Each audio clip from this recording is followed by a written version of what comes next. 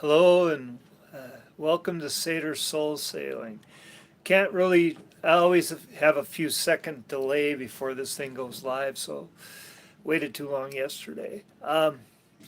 So this is probably going to be my last reading for a while. Hopefully some of you will miss me and the rest of you can get a well-deserved break, I guess. But yeah, I'm going to be doing life stuff for about 5 weeks. So I might do a reading now and then. We'll see how it goes. Maybe I'll do a lot of them. Who knows? But it'll be hit or miss. Sort of like everything in the world right now.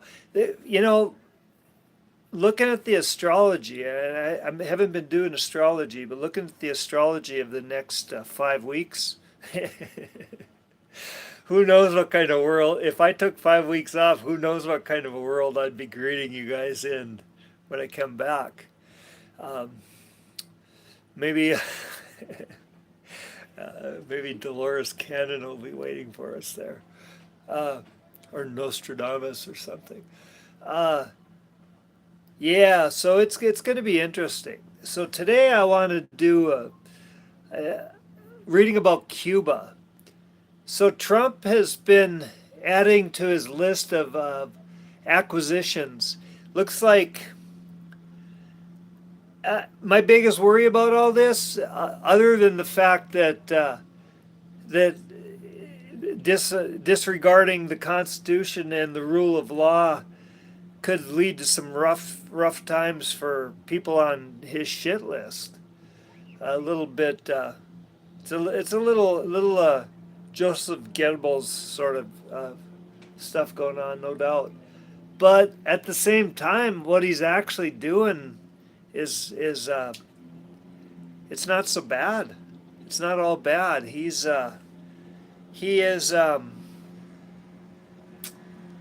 mean, so here's the thing. I've been traveling quite a bit the last 6 years, all over the world, and I meet a lot of expats from all over the world, and I've met a lot of people from Venezuela, and these are. I met a lot of Victoria and I were. We spent a few months in Colombia about 3 years ago, I guess. And hello, hi. Anyway, it was an absolute disaster. And Colombia is a beautiful country, and Colombia itself was 3 years ago was doing pretty well, but we it was overrun by refugees from Venezuela. Hi, hello all of you, and thank you for coming. And yeah, hit the like button and all that. So and I talked to a lot of people from Venezuela in Colombia, and I've met a lot of people from Venezuela all over the Caribbean, all over Latin America. It is fucked up. It is seriously fucked up. Hi in Australia. You guys should. I hope some of you stashed a few guns away because I think you're gonna need them.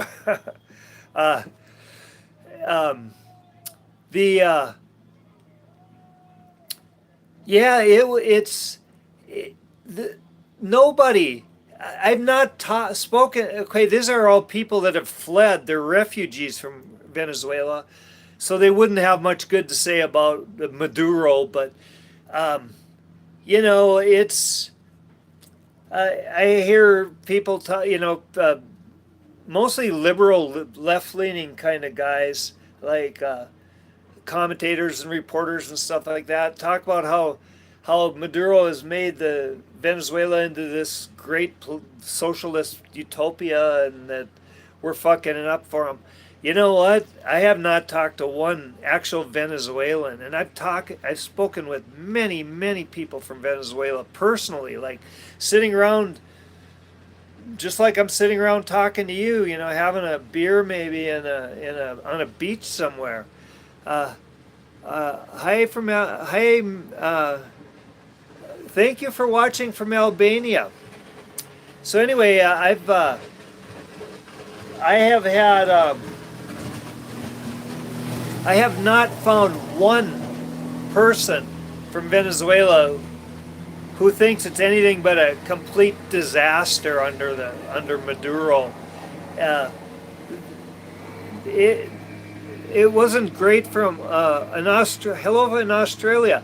It wasn't so great in it wasn't so great under Chavez or Hugo Chavez either. But at least people weren't fleeing the country like they are under Maduro. It's not good. This is really bad. So, like, I don't know what to make of us going in and taking a sitting president out of a country and his wife and kidnapping. I mean, the legality of it, the implications, and how this power, this tremendous power, could be used, but by somebody who's not Trump. I mean, whoever comes next is going to have the same powers that Trump has taken on, and it might be a real shitbird. I mean, it's scary. But that said, fuck Maduro, and you know, and if Trump goes in and cleans out the cartels from Mexico, fine. I mean, it's setting a terrible precedent, and it could be leading to a lot of problems. But if he does wipe out the goddamn cartels, you know, if a few thousand of them get killed in the crossfire, I guess that's just kind of tragic, right? Um, and in Greenland, I mean, Jesus, what, there's like 15,000 people living in Greenland, 30,000 people if you count the Americans on the air bases or on the military bases. I guess I hope that if we take over Greenland, we take good care of those people that are there. But in the grand scheme of things, it's not that. I have a lot more sympathy for the people that were living in Venezuela under Maduro than I do for people that might be taken over in Greenland or the Mexican cartels that might get wiped out by the U.S. military. And that brings us to today's reading, and that's I forget what his name is. I guess the last Castro died or whatever in 2019. So Fidel died in 2011, and his brother, I don't know if he died or just went away or whatever. But I've spoken with a lot of people, a lot of Cubans. You see a lot of television news commentators, and hey, thank you for watching, everybody. And if you give this a like, I've seen a lot of news commentators speaking about Cuba almost as if it's a utopia, like this socialist paradise. And I meet a lot of Cubans in this world, a lot of Cubans. There's a lot of Cubans that aren't in Cuba anymore. I'll give them that. They haven't stayed. They're in all over Latin America. And they do not have fond memories of communist Cuba. That's not their. They're not digging it.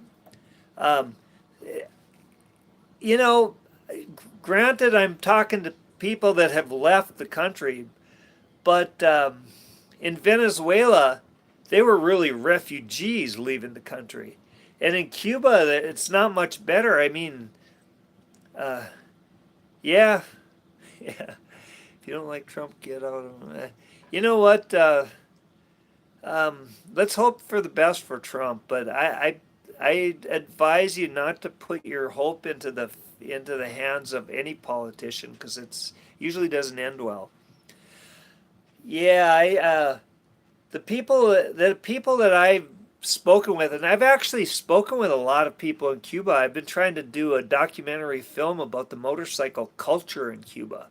I mean, there's been there's been stuff done about the cars and the motorcycles themselves, but I want to do a documentary about the lives of the people that dedicate their their entire lives keeping those old motorcycles running.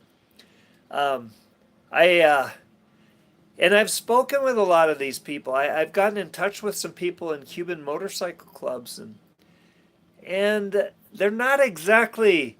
I mean, they love riding motorcycle. They love riding motorcycle in Cuba, and but they're not so crazy about the communist leadership of Cuba. They're very careful to not say anything about it because that'll get you killed. They'll get you sent to the goddamn death camps, you know.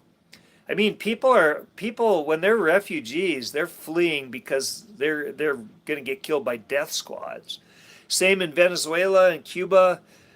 It wasn't that long ago. It was like that was a problem in Guatemala in my lifetime. So, you know, I will say this: El Salvador has been really tied closely to the United States, and they don't have death squads in El Salvador. El Salvador's a nice country right now. It's probably one of the nicest countries in Latin America. Panama's pretty nice too. It's a little bit heavy traffic in Panama City. I could do without that, but so anyway. But when it comes to the communist fucks running Cuba, fuck them. It's like fuck them. You know, we probably shouldn't just be going overthrowing other countries' governments willy-nilly. That's seriously, we probably shouldn't be doing that. But if, say, the entire communist regime running Venezuela or Cuba were to get, caught in the crossfire, collateral damage, fuck them. I mean, seriously. I would really love to see. I would love to see something good come to Cuba. And honestly, it is so messed up under the communist regimes that have been running Cuba that whatever happens, at the very worst, it'll be a wash. I think if Trump goes in there and does the Bay of Pigs right,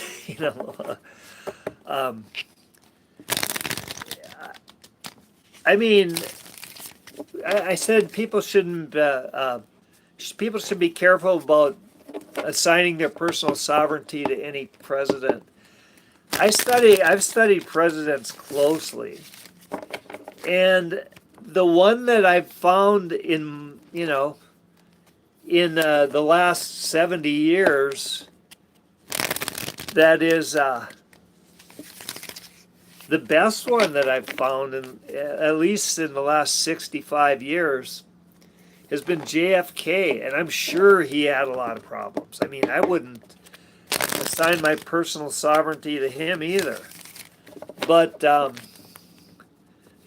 was he was about to send the Federal Reserve and the Rothschilds packing. That would have been a good thing. It's probably why they killed him. I mean, so I kind of, I'm up in the air about JFK, but that Bay of Pigs thing was whatever it was. It was fucked up. Let's hope that if we do something like that again, it's not quite so fucked up. So are we going to do Bay of Pigs too in Cuba? Are we going to get rid of the communist bastards running the country? Are we going to make it a free country for the people living there? 'Cause, I mean, like I said, the people I talk to, and I've talked to dozens of people from Cuba. I mean, it's just this, it's not like a scientific sample or anything like that, but they're not happy. So here is the signifier, and it's the Queen of Wands. We've got, that's interesting. I'll see how the other, and this is the overall situation, the star. Well, Cuba could really shine, man. I bet you Cuba could be one of the most beautiful places on earth if they just kind of quit that dogmatic communist bullshit. And here is the gateway, and that's poverty. And that's pretty much where Cuban people are right now. I mean, it's tough being a sailor going to Cuba right now. It's tough getting in and out because of their financial problems. I mean, things are really bad in Cuba. And here's the root card, and that's loose ends. So maybe that's, and here's the present moment, which is very similar. It's something good is available, we just don't see it yet. Here is the psychological future, and that's intense temptation. And that could really be the situation. Hey, if you like this, give it a like. Sorry, it's rush hour. Everybody's going back to the mainland, all the people working on the island. That's basically how people get to working back when they don't live on the island. All these launches. And here is the future. And this is a initiation of some sort of a passionate endeavor. And this is the fear, and this is waiting. And the loose ends. You know, right now I can tell you one thing that I think this reading's already saying is we shouldn't, whatever happens in Cuba, it should be well thought out. And it can't just be some big showy rush in, kill a few people, nab a few people, and take off and leave a goddamn mess behind. And here's the astrological energies, and that's inner strength. That is owning our personal sovereignty, and this is our desires, and that is to get this spiritual action underway. And this is the final outcome. It's going to be a battle. This whole thing's going to be a battle. And it's going to change everything. How it turns out, really, it depends on us. And here, this modifies the waiting period. So there's impatience. There's definitely impatience here. But to bring this to the conclusion, oh, hi again. Hello. Bring this to the conclusion that's available right now. I think we do need to wait, and we need to tie up loose ends before we get going. And this is the modifying the astrological energies, and that's like cultural conflict. No shit. I mean, overthrowing governments is definitely could lead to a little bit of cultural conflict. And this modifies the desires. That's kind of a firm, harsh masculine energy. And this modifies the final outcome. And that's... So what this reading is saying is that there's potential here, and there's real danger. And there's potential for really great things to happen in Cuba to the Cuban people. Really fantastic things, and they could fulfill their potential, which is phenomenal. But impatience, pushing things too fast, is definitely going to be a problem. That's going to lead to the final outcome is not guaranteed. It's good. What we're heading for is a huge battle. And I mean, this could be the sort of thing where, like, George Bush had mission accomplished on the aircraft carrier, and then we ended up losing all thousands of soldiers and fighting for another, 8 years after his mission accomplished bullshit. But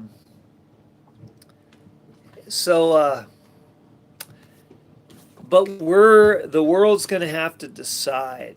And it's not going to know which thing to choose. But here is a good clue. This is the present moment. And this is, if we're focused too much on what we don't have, we're going to miss what we have. And it's... and we're going to be seriously tempted. There's going to be the temptation to leave loose ends, and the temptation not to wait, not to wait for the right moment. But yeah, so I guess what happens is kind of up to all of us.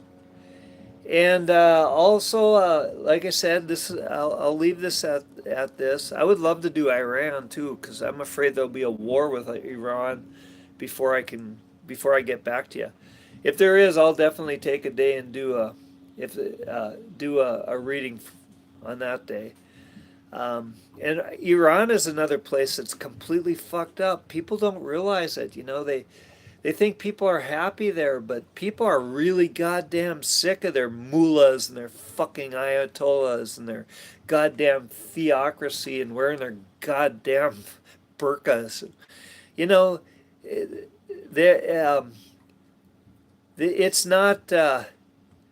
I I think there's genuinely a large percentage of the Iranian people that would almost support a war with Iran if it took out their shitbird mullahs and ayatollahs and put it, just as long as it didn't put in some shitbird like Netanyahu. I mean, fuck. I wouldn't mind if he got caught in collateral damage either, but caught in the crossfire.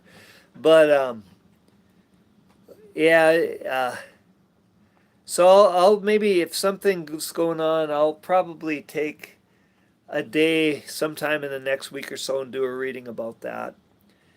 And because I'd like to see what the cards have to say about that.